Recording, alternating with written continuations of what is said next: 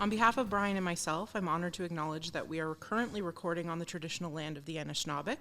The Anishinaabe include the Ojibwe, Odawa, and Potawatomi nations, collectively known as the Three Fires Confederacy. CFS Counseling and Wellbeing and United Way Simcoe Muskoka respect Indigenous history and culture and are dedicated to moving forward in the process of reconciliation with all First Nation, Métis, and Inuit people. Welcome to Resilience Rising, the show that shatters poverty myths, sparks optimism, and fuels innovative change through community-inspired discussions. I'm Amanda Fellows, the Community Programs Manager at CFS Counseling and Wellbeing.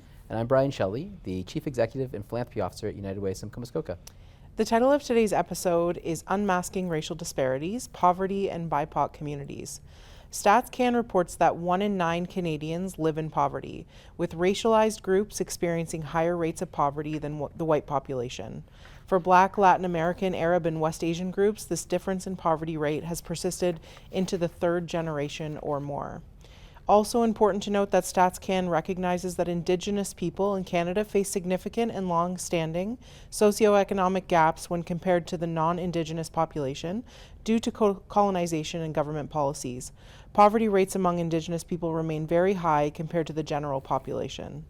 To delve into this complex relationship between racial disparities and poverty, especially within BIPOC communities, we welcome today's guest, Laura LaChapelle, Program Director at Making Change. Welcome, Laura. Thank you. Thank you for having me. Always a pleasure to see both of you. Well, thank you. Well, you likewise. Laura, before we get started, maybe you could just tell us a bit about Making Change. I know this, you're a relatively new organization in our community. Seem to be growing on steroids, and certainly growing because of the need. Mm-hmm. But maybe if you could just give us your elevator pitch spiel of what is Making Change and how did it come to be? Well, Making Change started in 2020, and it came out of that desire to make something special out of Black History Month, February. And after the murder of George Floyd, it really brought the community together. When we had that rally in Barrie, I mean, there was tens of thousands of people at that rally. And so it felt like that was the time to really, put a force of nature together, and Making Change came out of that. So we are a Black-led nonprofit organization, and we bring education, we bring cultural events and activities, programming. We're in the school system all throughout Simcoe County, not just in one community. Awesome. Well, and yeah, I mean, from United Way's perspective, we're so glad we partnered with you on the Art Engagement Project and using the arts as a way to shed some light on the changing face of our community and to celebrate the diversity in our schools with young people. Yeah, that's exciting. You do so much great work, so we're really happy to have you here today. Could we start maybe by just teasing out the acronym BIPOC? Did you want to tease that out a little? Share what BIPOC stands for? Yeah. So BIPOC, as an acronym, Black, Indigenous, People of Color.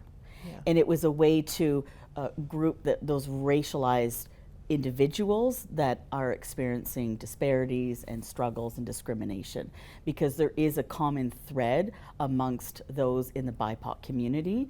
Although there is differences if you're somebody that is Black versus somebody Indigenous. We don't experience everything the same, obviously, but there is, definitely some similarities in those experiences. Yeah, and I appreciate that when we were talking about this, even before we went on camera, we were talking about bringing voice to BIPOC communities. Well, and you shared, well, I could bring my lived experience as a person who's Black, but I can't speak for all BIPOC, and I think, or all BIPOC people, and I think that's that's a little bit of a interesting conundrum in that we've identified that there's some commonalities, but there's also different challenges within these different communities within the acronym. There is, and even when you separate the acronym itself, even within the Black community, there's different experiences. Yeah.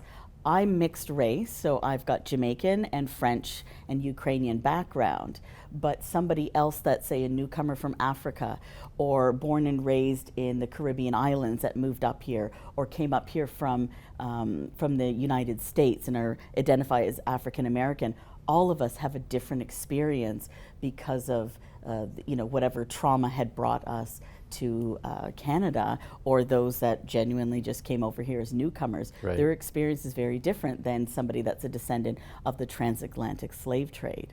So a lot of times people want to generalize Yeah. black racism, but it's very different. Yeah. Yeah. So, how have you observed kind of some of those racial disparities in poverty affecting BIPOC communities in our region? And how do these observations compare to broader trends you've seen across the province? So we definitely, you know, as you talked about the stats, there's a higher degree of poverty amongst racialized community members. And there's a lot of factors that go into it. I wish there was one answer, because then if there's one answer, let's solve that. Yeah. But we're looking at a multitude of challenges that happen. So obviously racism is a huge one. And so when somebody that is black trying to find a job, trying to find daycare, find housing, they're going to experience potentially racism as a factor in what prevents them from being as successful as somebody that is white, trying to do equal of those things with the same equal background. Yeah. And it makes it really difficult. That's really interesting, right? I think often, and so I'm a white, cisgendered male, and when I think of racism, and I think of how abhorrent racism is, I think of it from the perspective of perpetuating hatred, right? I think of it, and I think of the damage that does. From my place of privilege, I probably don't always even consider how racism impacts the economic realities for somebody. When you think about, when you mentioned trying to get a job, when you mentioned all those barriers, and I think that's a really and shame on me, but you know what you know, learning right? journey, And you know what you experience. But I think that's a really interesting perspective to look at racism, on not just it's horrible in its root form, and hatred is bad, and we should educate young people to be accepting and loving of all, but also to think of how it plays out into socioeconomics. It does, because when somebody's applying for a job and they're being interviewed by somebody that isn't the same cultural or racial background as them, we have inherent biases that exist. And so those biases, whether they're ones that are obvious or ones that are unconscious biases, they can affect how we perceive somebody that we're meeting for the first time. And that can be based on the color of their skin, their gender, all those factors. And so to people applying for the same job that have the same education background, location, experience, and all of that, if they're being interviewed by somebody white, that white person that's hiring may feel more comfortable to hire that white person, even though other racialized individuals applying for the same job would be a wonderful fit. But that's where the unconscious bias can be a factor in hiring. There's also a sense that racialized individuals don't need to be paid as much as white individuals. We do see that happen. It's definitely a factor between genders. We see that all across Canada, that women on average are paid less than their male counterparts in the same job with the same education background. And that plays out also across That plays out races. racially as well, yeah. If we're looking at the, how it plays out in the broader sense across the province in Canada. And other than unconscious bias or overt racism, there is no other explanation. It's hard to Right? Like it's hard to explain all of that. Like, I wish it was so simple.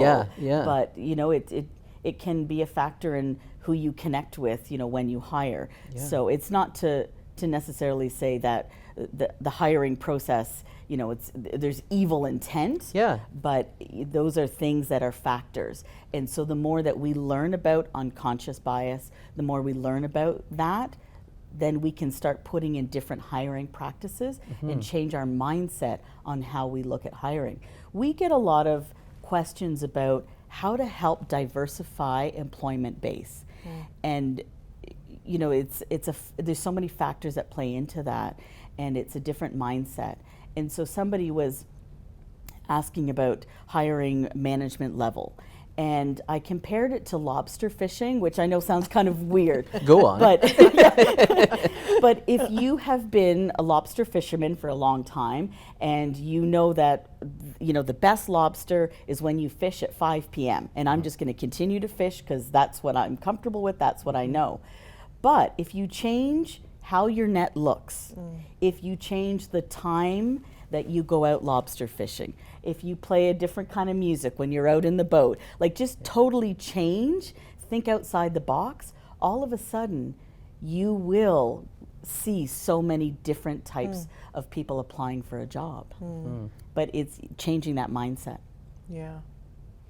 Thanks for sharing that. I wonder if you could share an example of how intersectionality, the overlap of race and poverty and other social factors, has impacted somebody you know, a family connected to making change, and how does making change respond to address their unique needs?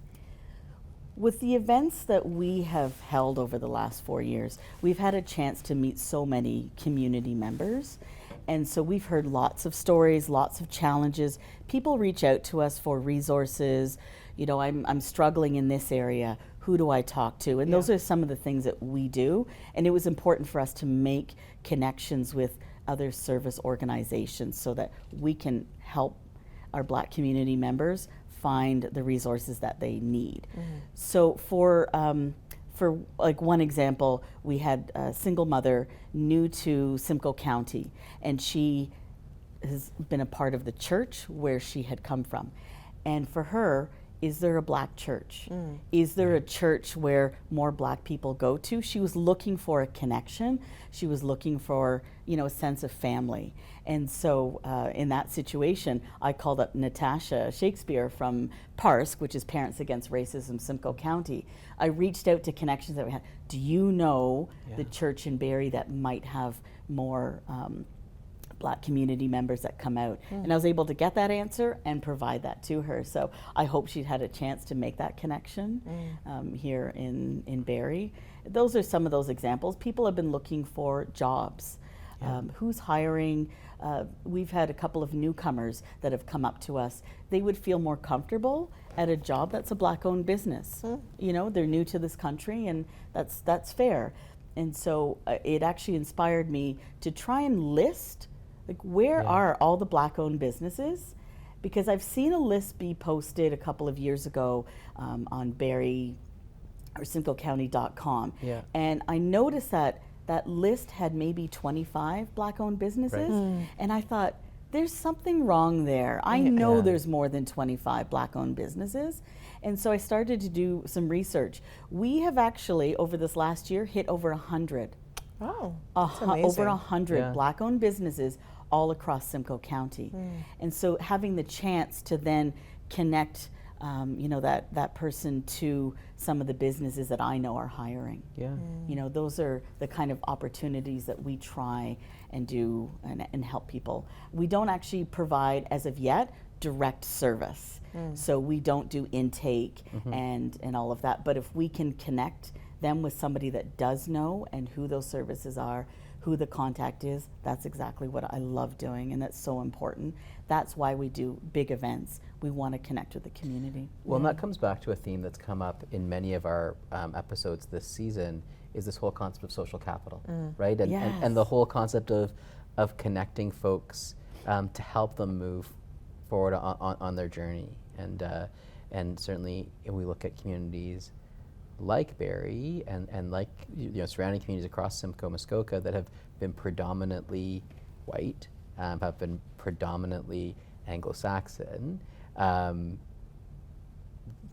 The work that organizations like Making Change are doing to help connect racialized folks, to help connect BIPOC folks to those connections that help them feel safe in their community, help them progress, help them move forward with their goals, help them move forward in supporting their family is so important. It is. And we had a woman that was desperately looking for housing, single mom with, I think her child was about 4 years old. And we have this wonderful network group on WhatsApp of all of us Black women, and there's probably about 30 of us on that. So as soon as somebody we know is looking for a place to live, looking for childcare resource, looking for a job, we put that up on our WhatsApp, our group page. And it's just like an intimate gathering. It isn't anything formal. It isn't connected to a business or an organization. It's just a collection of Black women that want to help each other out. And those are those smaller things that are not known out there in the, in the way that a big organization posts things. But that's how we try and help each other out.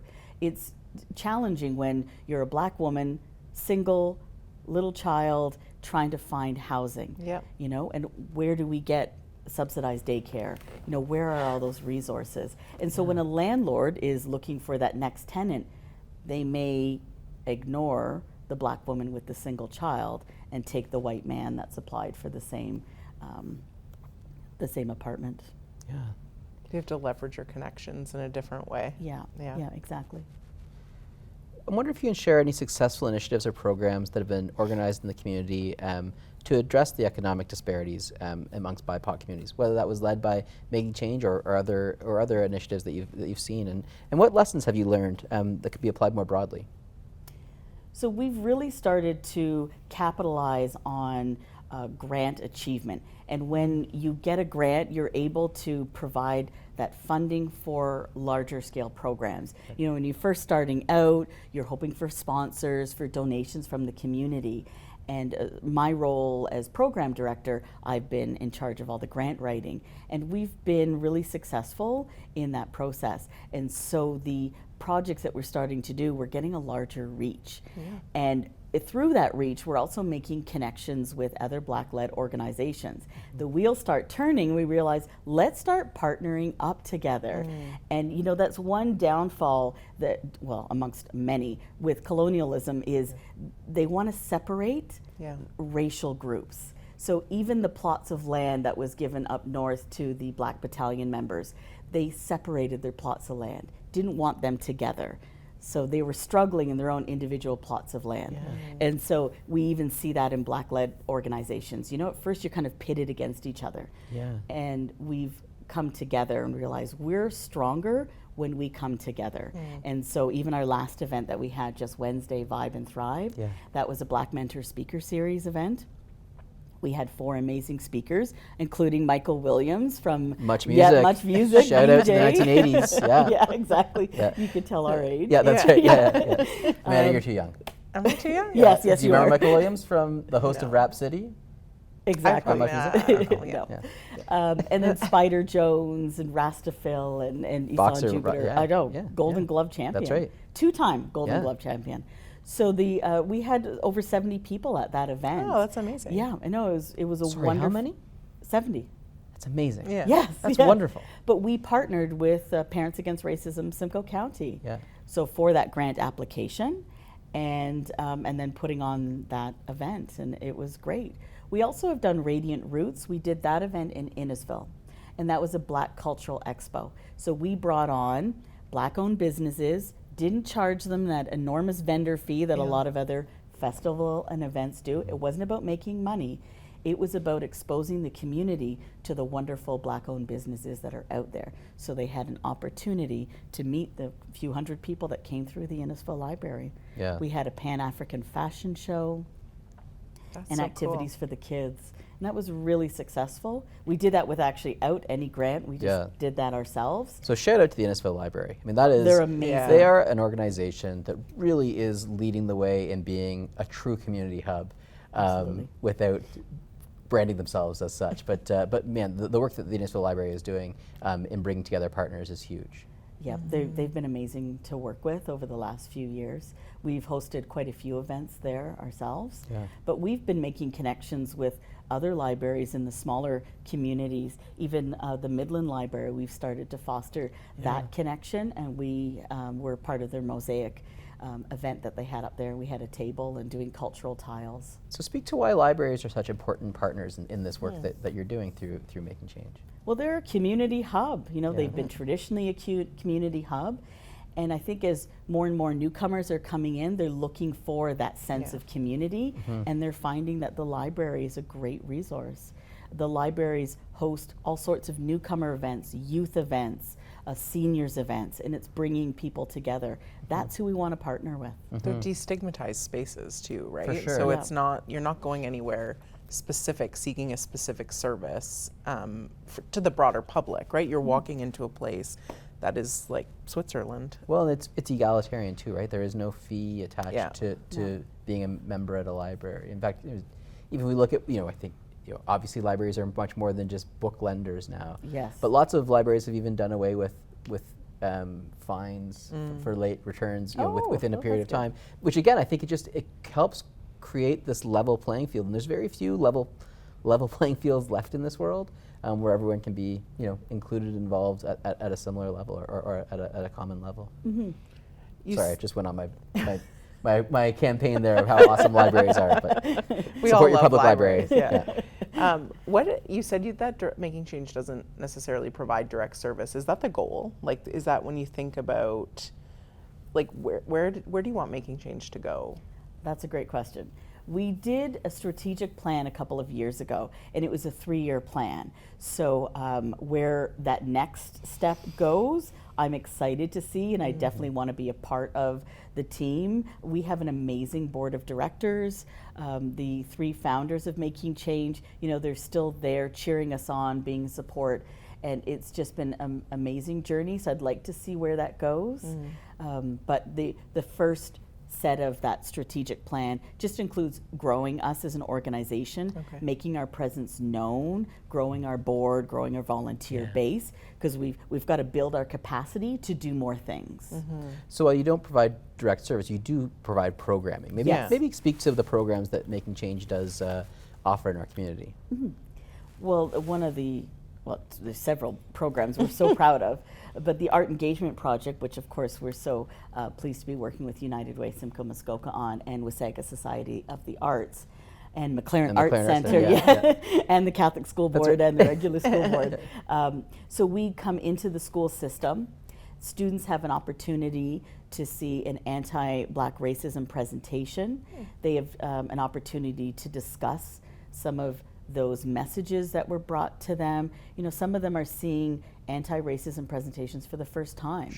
But they have seen examples of racism. So it allows a safe space for them to have conversations with our presenter, with their teacher. We like to have that pre-discussion with the teacher so that they're prepared. We want to join the classroom and help support building classroom inclusivity.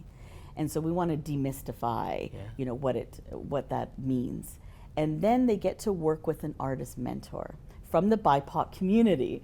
So we have Black mentors, and we also have an Indigenous poet, Jillian Mora. She's poet laureate from Collingwood, and of course Ty the poetess as well. We have 2 music mentors. We have 3 visual artists, Ashante Blackwood and Angela Francis. So we've got this amazing team of mentors. The classroom picks the art stream that is of interest. Okay, ahead of time? Yes. Oh, so cool. That's cool. So they see the presentation, their mind starts to get opened up to what the world is and how they want to play a part in that, in making the world a better place.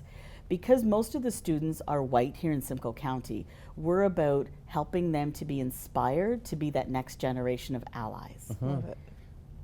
And we know that this can be effective.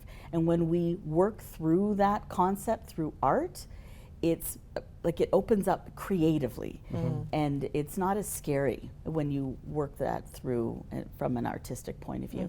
We see these amazing art pieces that get created about what the world would look like if we were all free, if there was no racism, if we were all treated equally.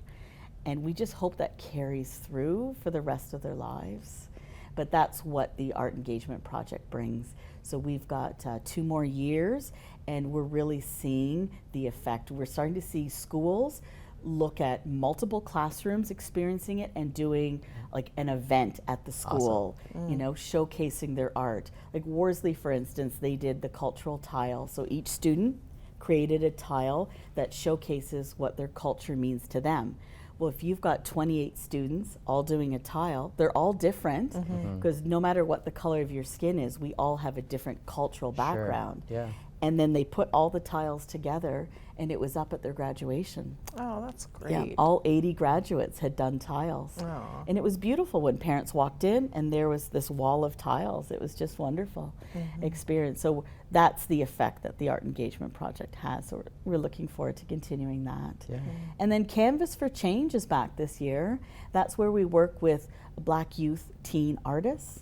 They work with Ashante Blackwood. We have a partnership with the McLaren Art Center, and they realize how important their art and messaging is. And then you bring in the community, and the community sees the beautiful artwork that they do that talks about what is their struggle, what is their Black lived experience, and what are those challenges, what does it look like, what should the world look like. And that really affected everybody last year, and we want to do it again this year. So we'll be back at the McLaren Art Center showcasing Canvas for Change. Awesome. Love that. If you could leave us with one last thought for No pressure. your mic drop moment, but for the viewers at home, what's that one last thought that you want to leave our viewers or our listeners, if they're listening on a podcast, with as they consider the changing face of Simcoe County and as we look at embracing diversity as we mature as a community? I would like to see Simcoe County be the beacon of diversity and inclusion. I would love Let's that too. be the change in that. Let's be that community, that county that shows the rest of Canada this is how it should look. That was the mic drop moment. Laura, thank you so much. Thank you. I speak on behalf of Amanda. This has been an inspiring and exciting conversation. Your enthusiasm is catching. But I really appreciate the way that you've shone a different light on racism and how it impacts all facets of life, in particular the socioeconomic side that I think many of us don't understand without the lived experience. So thank you so much for that. Thank you for having us. And for all the viewers, check us out, www.makingchangesc.com. Amazing. We thank today's special guest, Laura LaChapelle, the Program Director at Making Change. Thanks also to our studio partners here at Rogers TV Barrie, and of course to you, our viewers and listeners, for joining us. In addition to being available on Rogers TV, Resilience Rising is also available on our YouTube channels and wherever you access your favorite podcasts. And we'll see you next time on episode 5 of season 2, when we discuss Indigenous resilience, reclaiming dignity, and self-determination. I'm Amanda Fellows of CFS Counseling and Wellbeing with my co-host, Brian Shelley of United Way, Simcoe Muskoka, asking you to embrace innovative change to ensure our communities are great places to live for everyone. Thanks for tuning in. Thank you.